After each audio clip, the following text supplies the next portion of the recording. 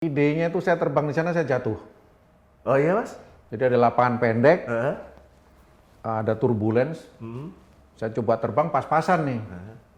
Gue terbang ke arah motor, nyangkut pohon, ya nggak fatal jatuhnya, cuma gerak gitu loh. Dan saya berjanji, ini lu bikin gue cilaka, lu gue beli nih.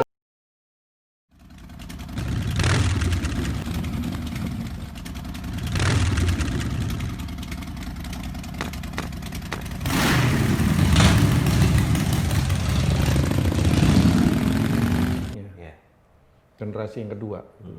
Nah, kalau ini sudah siap, ya, kemudian kita tinggal. Jadi prinsip saya gini, kita punya pertama jomblang lahirlah Arung Jeram, lahirnya ini kan lahir gini kan dari sini. Iya. Nah, kemudian pada waktu tertentu ini harus sudah bisa dipegang orang-orang yang memang yang kita percaya gitu loh. Kalau dalam hal ini mungkin harus ada salah satu manajemen di situ. Kalau saya lebih percaya adalah generasi berikutnya gitu ya. Kemudian prinsip saya untuk pengembangan yang berikutnya itu jangan mengambil semua dana yang ada di sini. Iya. Ambillah 25% deh. Iya. 25% dipakai buat bangun yang sini lagi. Iya. Nah ini dreaming apapun, kalau basicnya kita udah basic kayak tadi, apa yang dipegang jadi deh. Iya. Apapun yang dipegang jadi. Kenapa? Kita serius. Oke. Cuma dalam tanda kutip ya, di sini kan kita memang harus analisa dulu, kita jitu dulu. Orang bilang tangannya harus dingin berarti ya Mas ya? Itu yang saya nggak setuju. Orang bilang tangan dingin, bukan. Tangan dingin tuh orang apa? Analisa harus kuat dulu. Iya. Ya, konsepnya. Kemudian tentang marketnya, modalnya. Kemudian siapa yang mengelola? Ini kan di meja harus beres dulu nih. Kemudian kita baru bisa menyimpulkan di sini nih. Berani enggaknya di sini. Iya. Kemudian kunci dari semuanya adalah strength-nya apa nih, kekuatannya apa dulu gitu. Kalau jomblang kan saya lihat sinarnya. Ya, untuk jadi daya jualnya ya Mas ya? Kali Progo saya lihat sungainya, juramnya gila-gila. Flying Fox 650-nya kan gitu. Jadi harus ada strength-nya dulu. Nah, ini dalam analisa ini. Kemudian banyak orang bilang, "Wah, tangannya dingin." Enggak juga gitu ya. Sukses itu bukan itu, sukses itu adalah ini kan gitu. Nah, ini sharing, saya pikir sharing yang apa ya, yang benar-benar saya lakuin dan saya kira saya perlu menyampaikan ini karena teman-teman semua itu banyak nanya, apa sih kisah suksesnya itu apa, background story-nya itu. Ternyata itu, jadi daya juang, kemudian analisa, kemudian strategi, dan yang terakhir adalah bagaimana mengkonsep kesemuanya itu di sini. Sehingga ini nanti keputusan dulu nih, Mas Doni ini. Bisa enggaknya ini, nah sini, ini dulu, nah ini di awal. Background saya arsitek sehingga saya bisa menganalisa ini. Nah sekarang banyak ngelihat gitu aja ya, Mas saya punya tempat gitu, gue datang. Saya lihat, saya kasih waktu 3 hari deh. Biasanya saya di situ 3 hari, saya lihat, saya perhatiin gini, so, takut, kemudian baru tek. Itulah tangan dingin. Kayak tadi begitu datang ke sini tiba-tiba kebayang ya Mas ya? Mau bikin apa untuk industri bikin frame para motor ya Mas? Iya, saya lihat ke sini, wah, ini buat pabrik para motor, saya bilang gitu. Ini buat pabrik motor kayak gitu. Artinya apa? Kita udah dengan segala apa ya, segala pengalaman kita sehingga kita bisa, sehingga semakin tajam. Orang itu akan semakin tajam. Sehingga kalau kita lihat teman-teman yang bisnismen di Indonesia yang level udah tinggi itu karena ketajaman itu. Dia jitu itu. Insting juga kali ya Mas? Insting. Seperti yang Mas Cahyo di awal tadi cerita tentang bagaimana ngelihat potensi gua jomblang ya Mas. Nah tadi kan seru tuh Mas ada sedikit soal para motor ya Mas. Ternyata kan Mas Cahyo juga aktif di dunia para motor Indonesia ya Mas. Itu mulai kapan Mas? Kalau boleh diceritain. Kalau para motor udah lama. Banyak banget Mas hobi ekstrimnya. Jadi ceritanya begini, para motornya dulu. Saya kan waktu syuting sama David Attenborough itu selalu me-hire drone dari Singapura. Mendatangkan sendiri itu harganya mahal sekali. Itu cuma aerial shot, cuma begitu jadi cuma Oke. Kemudian teknologi waktu itu belum ada drone ya, kecuali yang dari Singapura yang udah mendatangkan aja itu dengan biaya yang ratusan juta uang waktu itu ya. Kemudian saya kenal dengan orang pilot ya dari Korea itu, dia terbang pakai lah, gua malah bisa terbang, gua ngambil dari atas gitu kan. Waduh, gua gelutin, gua belajar waktu itu sekitar berapa ya, mungkin 2005 ya saya mungkin ya belajar. Belajar paramotor Mas. Itu. Dengan segala konsekuensinya yang apa ya, yang ya pokoknya prosesnya lah sehingga bisa menjadi seorang pilot paramotor. Dan benar di atas itu benar-benar kita lihat sendiri kan. Waduh, hampir balik lagi. Dan itu suka ya karena backgroundnya bikin film ya. Nah itu awalnya itu. Nah sekarang saya tidak mengambil gambar dengan paramotor karena sudah nggak begitu banyak bikin film. Tetapi saya enjoy untuk my life di situ. Saya bisa melihat apa ya, dunia Indonesia dari atas itu cantik sekali. Iya, lebih berbeda ya Mas ya. Ya. Karena tiba-tiba skup pandangan mata yang kita lihat kan jauh lebih luas ya, kan Mas. Kemudian juga sekarang sebagai ketua paramotor, saya pun juga akhirnya mengejar prestasi bahwa untuk kejuaraan-kejuaraan dunia itu kita harus ya ini bagian dari CSR saya untuk mengembangkan hobi saya kepada apa ya, remaja-remaja untuk menjadi pilot-pilot tanding di luar negeri dan seterusnya. Tapi kan persoalannya kan juga satu ya Mas, pastikan ini kan apa yang digelutin sama Mas Cahyo tadi balik Mas, identik dengan sesuatu yang mahal kan Mas. Ya. Edukasi ke masyarakat seperti apa Mas? Sampai akhirnya tadi awal gua jomblang, Kevin bisa diterima Mas. Akhirnya paramotor juga sekarang jadi salah satu kegiatan yang juga diterima sama dan diminati banyak orang kan Mas. Itu strateginya gimana Mas? Karena kan pasti kan orang pasti ngeliat, lu mah mainannya mahal, gua nggak sanggup. Nah itu kayak gimana Mas? Orang banyak bilang begitu, saya pikir salah. Emang dipikir saya punya uang? Sama, saya nggak punya uang. Sama, awalnya sama nggak punya uang.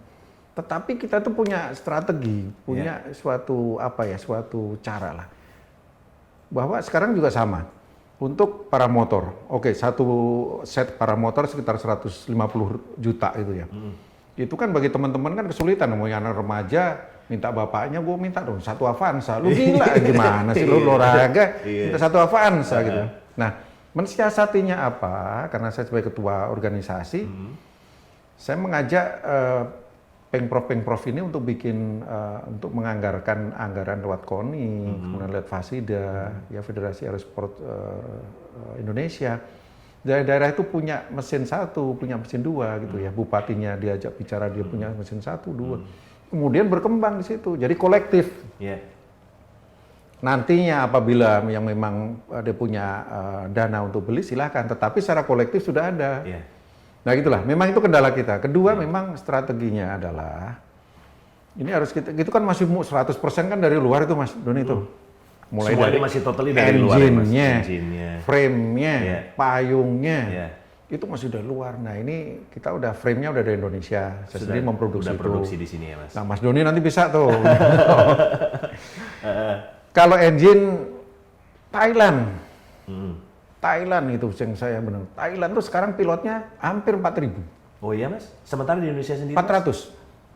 Beda jauh banget ya Mas. Kenapa? Karena mereka engine-nya itu kalau dirupiahkan cuma 10 juta.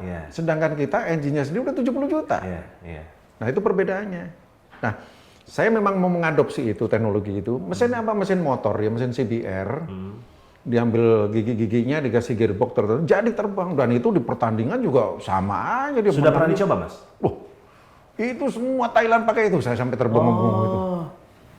Saya bilang ini teknologi harus dimasukkan ke Indonesia, diadopsi. Kenapa? Biar harga motor ini rendah. Kalau sudah angkanya itu mendekati angka 30 juta, kan sudah equal dengan drone nih. Equal juga dengan orang main motor yang... Tapi paramotor kan benar-benar kita bisa langsung nikmatin ya Mas, lihat langsung ya Mas ya. Gitu. Sehingga ini adalah, balik lagi, ini adalah konsep saya sebagai seorang ketua, akan memasyarakatkan dunia paramotor dengan apa? Dengan memproduksi peralatan mesin yang murah di Indonesia. Tapi visi misinya Mas Cahyo memang yang menarik ya Mas ya, yang buat saya iya ya, akhirnya bisa belajar banyak ya Mas. Kalau memang sesuatu itu kalau memang kita tekunin ya Mas ya, terus memang yang tadi Mas Cahyo bilang strateginya memang berjalan dengan baik, akhirnya bisa jadi barang ya Mas. Betul. Dan paramotor kan akhirnya benar-benar nantinya bisa jadi salah satu paket wisata yang menarik tuh Mas. Oh iya. Kalau memang dijajakin kan Mas. Sekarang ini paramotor yang tandem itu di Dubai. Orang itu setiap pagi, kan pagi sama sore tuh, orang antri bookingnya. Antri nunggu, terbang. Nggak murah juga ya Mas ya? Iya, terbang. Buset, kenapa kita enggak? Kita udah coba di Bali. Cuma belum maksimal lah kita coba di Bali. Saya coba di Ancol, coba juga gitu ya. Kenapa? Daya belinya kurang. Kan kita mahal, jadi umpamanya kalau kita ngomong angka ya. Ngomong angka itu umpamanya di bawah 1 juta dikit lah, itu sekali terbang itu ya. Oke. Kan, untuk durasi berapa lama Mas? 15 menit. 15 menit. Orang Indonesia bilang gila. Gue dengan 1 juta gue udah bisa terbang ke Ambon. Ini cuma 15 menit muter-muter di sini kan gitu kan. Padahal experience-nya beda ya Mas ya? Experience-nya beda. Nah di sini saya selalu bilang jangan putus asa. Harga yang mahal ini untuk orang-orang dari luar. Terus wisata mancanegara. Yang lokal ini harga ini harus di-switch gitu. Ini harus di combine harganya. Subsidi silang gitu kan gitu. Nah ini masih proses Mas, di Indonesia kita masih proses itu, tapi saya yakin one day ini akan menjadi booming dan itu akan memang asik banget kok terbang, one day itu. Kan belasan tahun atau mungkin puluhan tahun ya Mas, termasuk juga kan istri juga mengelola bisnis pariwisata ya Mas. Mas Cahyo ngelihat peran pemerintah kita Mas untuk benar-benar concern dan mendongkrak dunia pariwisata Indonesia ini kan gede banget Mas, sebenarnya banyak banget ya Mas.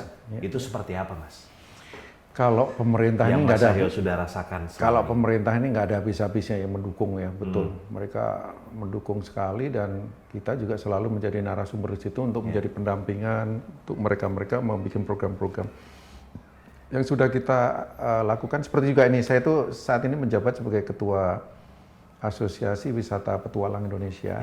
Nah ini saya di sini juga bekerja sama dengan asosiasi-asosiasi lain seperti Arung Jeram, Goa, kemudian Outbound, kemudian Arung Jeram dan lain-lain ini. Nah ini kita bekerja sama bahu-membahu untuk meningkatkan dunia wisata minat khusus atau petualang di Indonesia bareng-bareng.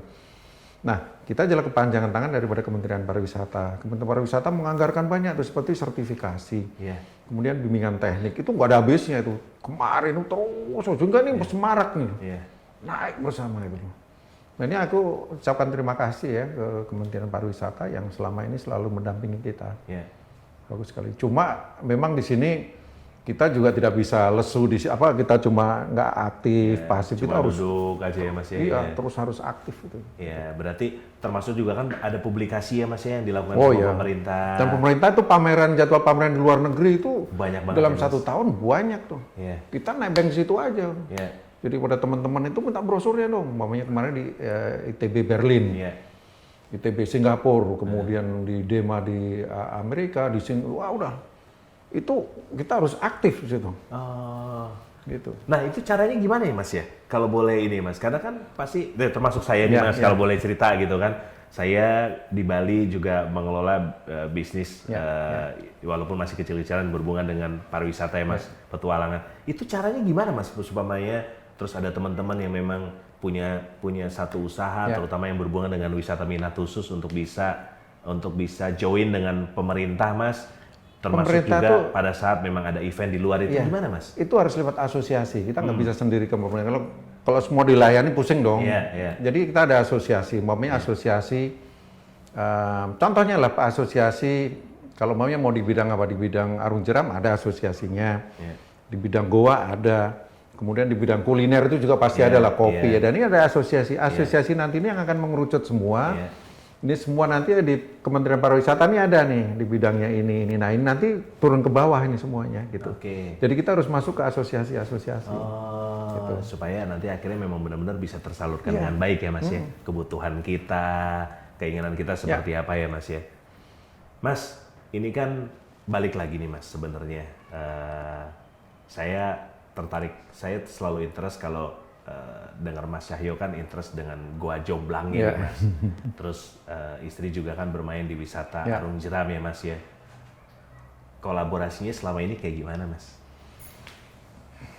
Ini pertanyaan yang bagus ya. Jadi kan saya dengar kan istrinya Mas Cahyo kan juga bergelut nih Mas di dunia pariwisata. Dia juga ketua Federasi Arung Jeram Indonesia, saya ketua Goa. Jadi memang begini. Makanya itu jadi cocok kita, cocoknya di sini karena sama-sama di bidang petualangan. Cuma yang saya tangkap adalah kita saling mengisi ya di sini. Ini curhat ya, jadi curhat. Jadi kita saling mengisi. Jadi kita kan pasti kan, waduh ada masalah gini. Jadi oh ya itu solusinya gini. Yeah. Nah itu jadi saling mengisi. Tetapi memang asosiasi yang ada di Indonesia ini kan banyak ya. Apalagi seperti IATA itu kan menaungi banyak asosiasi ini juga tidak mudah ya untuk bisa bekerja bersama.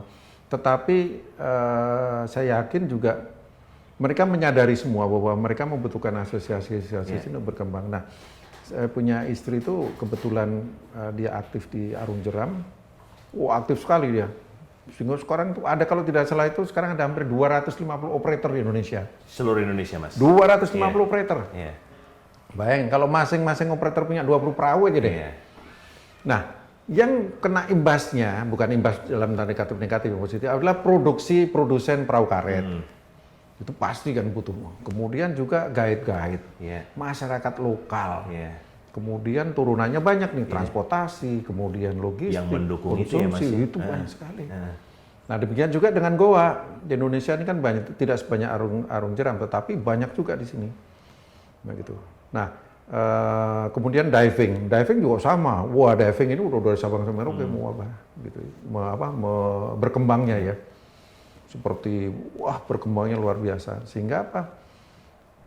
Kelebihan dari Indonesia itu adalah apa? Orang datang ke Indonesia, dia itu bisa menikmati wisata petualangan atau minat khusus ini mulai dari air ya, mulai dari daratan, mulai dari udara, itu dapat semuanya. Jadi contoh umpamanya di Bali aja deh, diving di Tulamben, habis diving naik Gunung Agung, habis Gunung Agung terbang layang ke Timbes, dia terbang layang di Timbes. Ibunya spa, bapaknya berpetualang, ada ya, Mas? Ada semuanya. Itu baru Bali ya, sedangkan ini Indonesia, di Sumatera Barat, di Jawa Barat, di Jawa Tengah, DIY, Jawa Timur, Lombok, waduh. Tinggal PR-nya sebenarnya merubah perspektif orang ya Mas ya. Bahwasanya kan sekarang memang perspektifnya wisata di Indonesia mahal, terutama soal transportasi semuanya kan Mas. Itu kan yang harus dirubah ya Mas ya. Memang ini saya selalu mengatakan dalam strategi COVID-19 ini, saya menyampaikan ke Kementerian Pariwisata dan Kreatif, Parekraf sekarang adalah kita harus berani mensubsidi tiket masuk Indonesia. Kita harus berani mensubsidi destinasi-destinasi yang ada di Indonesia. Contohnya, nomor 1 tiket dulu. Agar orang datang ke Indonesia itu dulu, tiket dulu. Umpamanya dari Asia, nggak usah ngomongin Eropa lah, masih lama di sana. Pokoknya Asia dulu, mulai Thailand, Malaysia, kemudian Singapura datengin. Itu kemarin banyak tuh. Kasih tiket, diskon 60% aja deh tiket. Orang datang karena mereka bisa weekend sini. Kemudian destinasi, anggarin tuh destinasi. Umpamanya kita jual 500. Oke, lu gua subsidi 250.000 dari pemerintah. Lu jual 250.000. Masuk, mereka semua dapat, gitulah.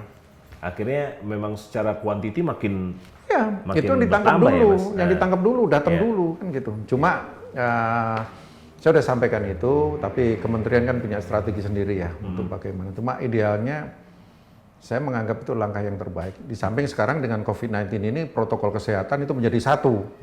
Saya udah wanti-wanti di asosiasi nih, semua destinasi harus menyiapkan protokol kesehatan.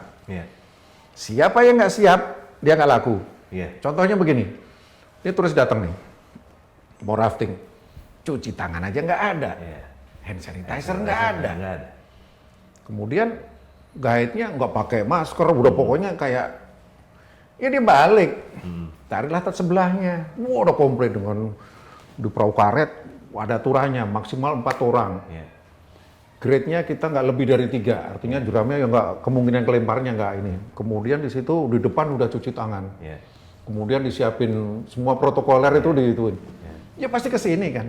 Nah, saya bilang ke teman-teman semuanya, kamu harus siap dengan protokol kesehatan. Yang kamu nggak siap, kamu nggak bakal laku. Gitu. Nah, makanya di sini asosiasi atau Kementerian Pariwisata harus memberikan star di situ. Kemudian juga di situ adalah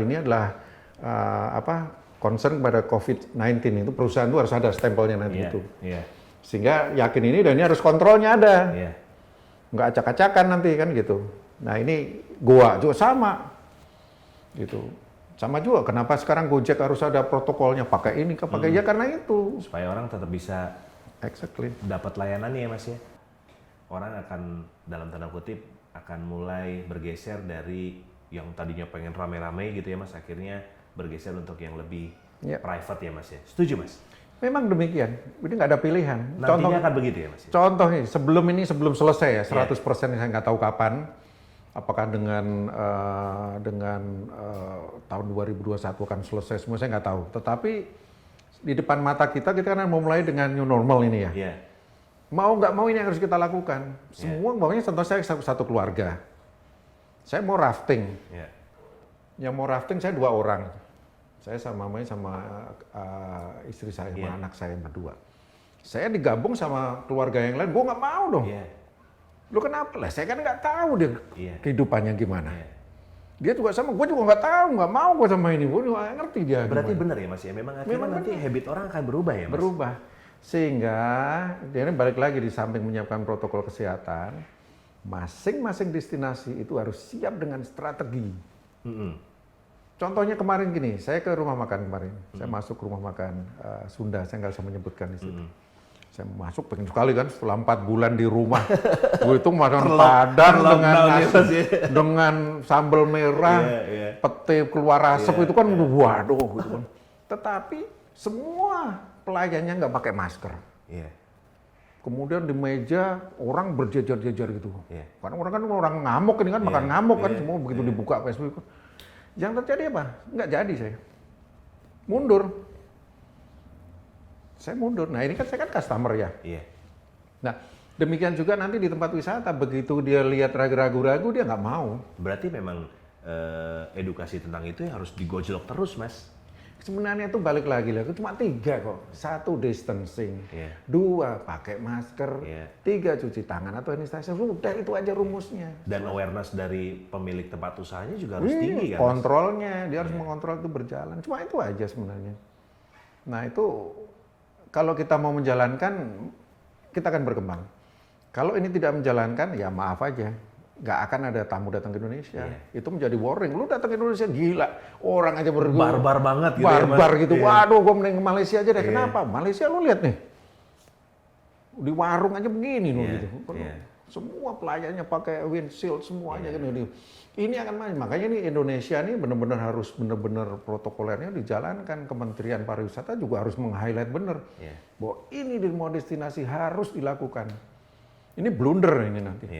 Karena memang kalau bicara soal dunia pariwisata atau destinasi wisata ya tadi ya Mas ya, turunannya banyak banget ya Mas.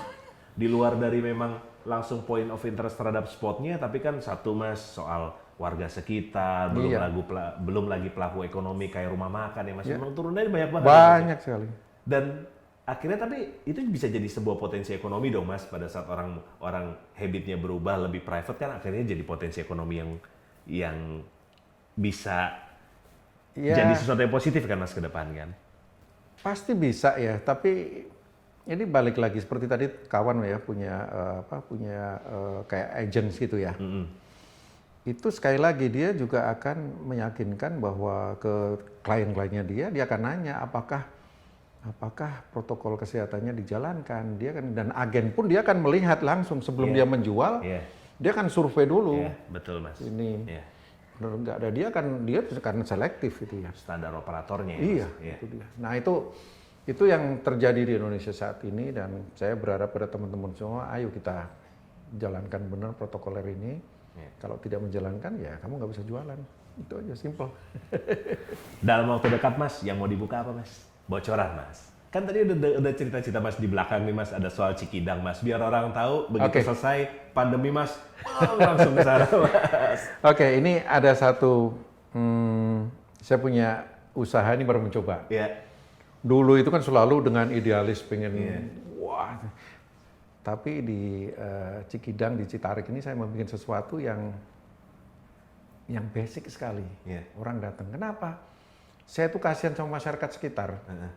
Karena di sana ada Citarik, ada perusahaan-perusahaan arung jeram mau rafting aja bayarnya 250.000, mau masyarakat nggak kuat dong gitu. Nah saya punya tempat Yeah. Bayar masuknya 20.000. Iya mas. Kamu nongkrong di situ. Fasilitasnya ada ya Fasilitas ada semua, yang mau rafting ya dengan harga yang murah, dengan semuanya murah semuanya. Dan ini local people. Saya menyiapkan tempat untuk masyarakat sekitar, umpamanya di Citarik, orang Cibadak, Pelabuhan Ratu, orang Ciawi, orang Sukabumi, welcome. Inilah murah meriah, ayo di sini. Gitu. Ini konsep yang beda. Saya yakin ini bagus juga, saya yakin ya. Ada selfie-nya, ada lucu-lucunya. Jadi konsep ini saya pikir balik lagi ya, saya akan saat ini mungkin dengan umur saya yang sudah semakin tambah ya, saya idealisnya sekarang idealis berbasis masyarakat ya. Mereka kan punya hak juga buat menikmati kan, tapi dengan biaya murah, jadi gitu. Agak lucu juga. Jadi benar mas, yang pernah saya ngobrol-ngobrol sama Darius Sinatria mas. Jadi kita sudah mendapatkan banyak, kita juga harus ngeberinya banyak ya mas ya. Itu dia. Saya terkira-kira saya nggak ngerti juga kenapa ya. Namanya Bravo 360 ya, jadi Bravo 360 namanya. Kenapa 360? Karena itu di ujung gunung. Kemudian ada tempat landasan para motor, saya bikin di situ. Kemudian 360 itu karena para motornya juga nanti bisa dinikmatin umum. Iya. Okay. Para motor buat apa? Buat tandem di situ. Kemudian itu bisa ke Pelabuhan Ratu, ke Ciletuh di situ. Dan ini seru banget ya mas. Yes, masih ada idealis-idealisnya, tapi saya berbasis di masyarakat yang saat ini desainnya. Ini kapan tuh mas rencana buka mas? Rencana kemarin sih sebenarnya saat puasa ya, tetapi ada pandemi sehingga ini kita menunggu. Harapannya nanti Juli atau September ini, Juli, Agustus, September kita udah bisa buka. Sudah buka ya mas? Ya, dan satu lagi, itu kan kulinernya. Iya. Pernah saya buka 2 bulan untuk trial. Trial itu adalah apa? Desain yang saya bikin ini dicoba dengan jumlah 1.500 tamu. Apa dampaknya? Dampaknya taman-taman diinjek-injek semuanya gitu. Nah itu kan mas. Sering tuh mas. Uji coba dulu, ini kan uji coba. Taman dulu, jadi mereka udah kayak biasa, namanya juga di kebun kan. Dia nggak tahu ini nanamnya pakai hati, pakai ngomong dengan pohon. Diinjek-injek. Nah ini trial bagus, sehingga saya harus attitude kita nggak bisa merubah masyarakat, nggak bisa. Jadi kita harus sekarang makanya ini ditutup gini, jadi disesuaikan gini, coba lagi. Akhirnya safe. Bahwa ini nggak boleh seperti. Nah ini kita udah coba dua bulan kemarin, 1 hari itu sampai 3.000, 2.000 pengunjung, dan itu bagus sekali dan mereka apresiasi sekali. Dan yang menyenangkan saya adalah kuliner, pedagang bakso, mulai dari bakso, cilok, sampai itu yang jualan itu 100 pedagang di situ. Ada di situ mas? Ada di situ. Dan satu hari ini kamu dapat berapa? Dapat 1 juta, dapat 100.000. Saya selama hidup mas, jualan tuh baru di sini dapat 1 juta 1 hari belum gitu. Iya. Itu bayangin ya. Gila ya, gue bikin tempat bisa ngebahagiain orang segitu, itu kan pahalanya banyak banget itu mas. Gila ya. Oke, terus ntar kalau buka, gue kasih tempat yang bagus, kamu bayar ya sehari, mamanya berapa? 25.000 atau berapa? Siap bang, siap gitu. Jadi saya nggak perlu nyiapkan bakso, mereka datang sendiri. Cuma nanti kita kontrol tentang masalah hygiene-nya, betul. Karena itu concern banget ya mas. Orang banyak concern soal masalah kebersihan segala macam. Tapi semuanya mendapatkan keuntungan di situ. Bahagia bersama kan gitu dah. Bagus. Dan boleh dong mas teman-teman Discover Red Magazine sama Baraka Film kita jajah dulu mas di sana. Ayo harus coba dulu nih. tapi benar mas, banyak banget hal sih ya mas. Kita baru ngobrol-ngobrol sedikit ya mas. Maksudnya semua aktivitas dan semua yang sudah dilakukan mas Yahya emang benar-benar luar biasa sih mas. Terima kasih. Dari mulai awal sampai akhirnya sekarang terus memang ngebangun sebuah destinasi berbasis masyarakat lokal. Itu idenya gimana? Itu idenya kapan mas mulai tercetus mas bikin yang apa mas namanya? Bravo 360. Bravo 360 itu idenya mulai kapan mas? Tahun berapa mulai muncul ide itu? Idenya tuh saya terbang di sana saya jatuh. Oh iya mas? Jadi ada lapangan pendek, ada turbulence. Saya coba terbang pas-pasan nih. Gue terbang ke arah motor, nyangkut pohon, ya nggak fatal jatuhnya, cuma gerak gitu loh. Dan saya berjanji, ini lu bikin gua cilaka, lu gua beli nih, gua kembangin nih.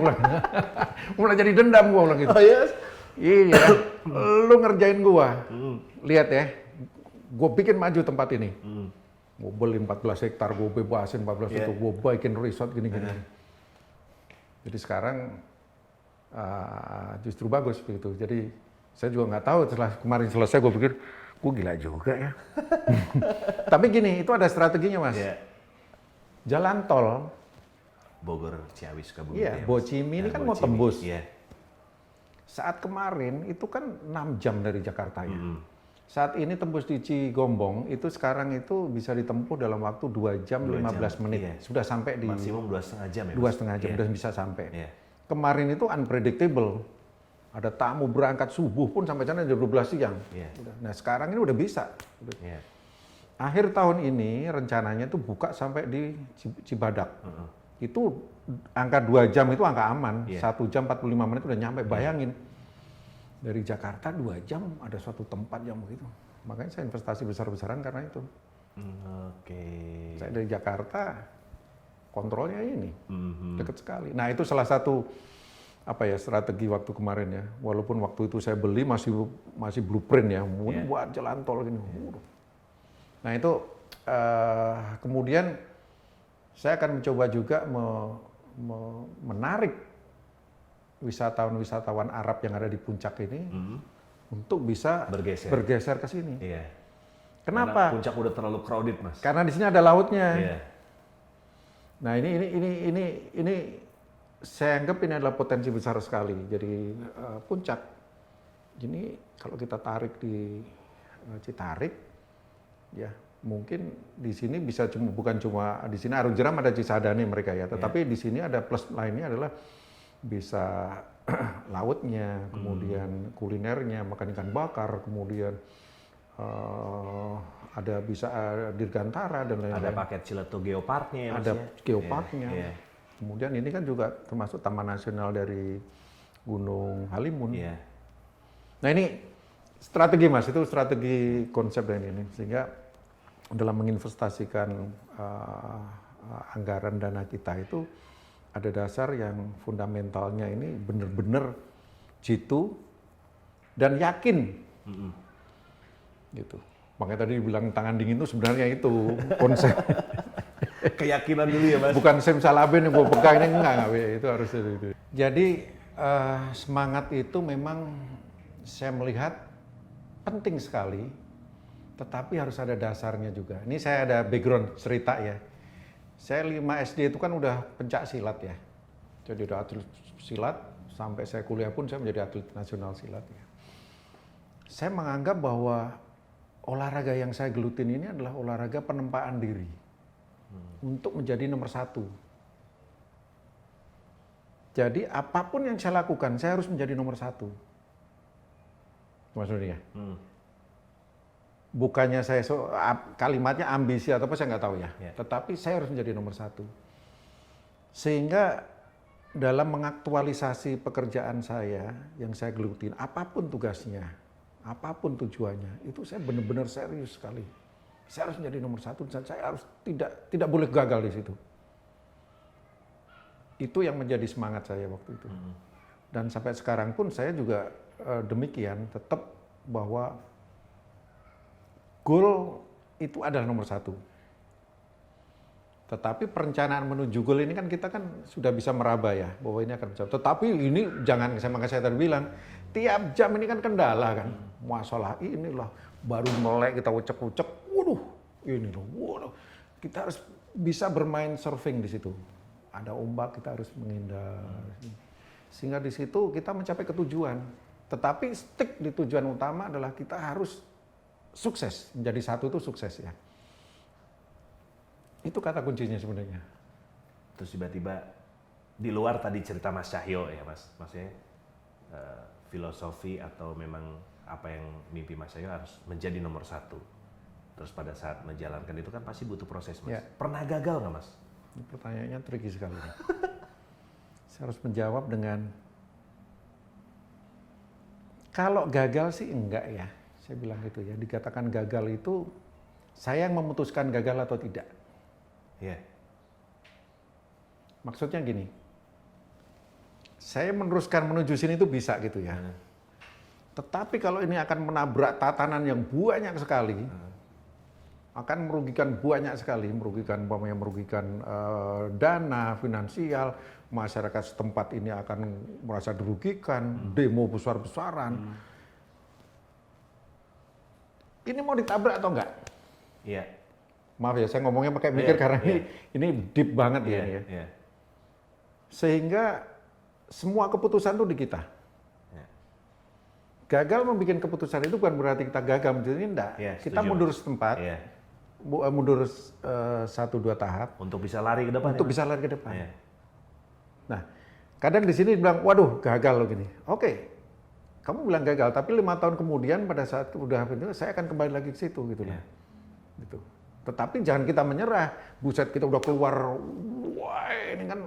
Energi ya Mas, waktu, biaya ini. Terutama soal biaya kan yang benar-benar yang jadi nomor 1 kan Mas. Apalagi umpamanya biaya yang bukan uang pribadi, umpamanya uangnya saudara, uangnya siapa, ini kan dipertaruhkan kan. Mereka percaya pada kita. Nih, lu gua kasih modal nih. Wah ini kan bayangin kan, waduh keputusan kita nih. Berani nggak? Tabrak nggak? Waduh, risikonya gede nih. Oke, mau mundur dulu deh. Nah, keputusan-keputusan itu jangan dianggap suatu kegagalan. Tetapi kalau kita mundur benar-benar selesai. Itu gagal ya Mas ya? Wah, lu gila, lu udah naruh uang sekian. Nah itu, makanya di sini stick di tujuan utama. Intinya itu. Makanya di sini kita harus ditempa. Sehingga saya berpesan kepada teman-teman semua ya yang mendengarkan ini, apabila punya anak, latihlah dia dari kecil menjadi atlet. Apakah itu berenang kah, itu badminton kah, apakah itu olahraga sepak bola kah. Basicnya di olahraga dulu. Kenapa? Karena dia akan belajar disiplin, belajar menjadi nomor 1. Juara sepak bola, juara basket, juara kasti lah ibarat gitulah, menjadi juara. Sehingga itu sudah menjadi ditempa dari kecil, aku harus menjadi seorang juara. Dan itu benar-benar bisa ke bawah ya Mas ya? Even di dunia bisnis sekalipun ya Mas? Wah kalau udah bisnis kan kita udah biasa fight di sini kan, itu kan tinggal gitu. Nah itu kira-kira Mas Doni. Tapi menarik Mas, maksudnya ya mungkin perbincangan kita singkat ya Mas. Tapi saya pribadi pengen lah bisa belajar banyak nih sama Mas Cahyo.